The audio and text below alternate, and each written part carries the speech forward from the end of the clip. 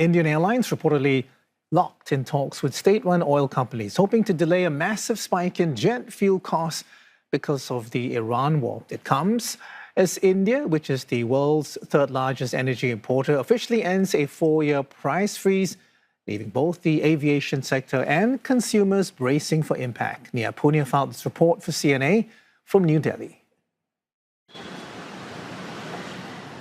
State-run oil companies have raised the price of fuel at retail pumps by 90 paise, which is less than 1 US cent. But this is the second such increase in rates in less than a week. Last week, rates were hiked by 3 rupees per litre. Experts say this is the first real indication that India, which imports about 90% of its crude oil needs and half of its gas needs, is now feeling the real impact of the closure of the Strait of Hormuz, and that more hikes are likely. As the war in Iran has dragged on, New Delhi's import bill has surged by billions, made worse by the rupee plunging to record lows. So far, state-run companies have absorbed these surging costs. The government says they've been racking up billions of rupees in losses every single day. Some reports suggest the surge in retail prices will only cover about a fifth of the costs of these oil companies. Not just fuel, gas prices have also been hiked twice in a week, which is important because this is what powers many public transport vehicles in India, including buses, taxis and rickshaws.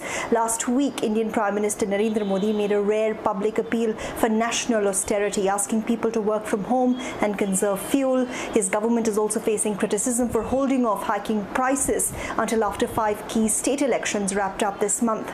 Now, fuel price hikes is a key voter issue in India and has in the past impacted governments in power. Now, analysts are warning that the hike will have a knock-on effect on logistics, on consumer goods, on household budgets. Inflation in India rose for the 6th straight month in April as well. Another sector bracing for impact is India's aviation sector.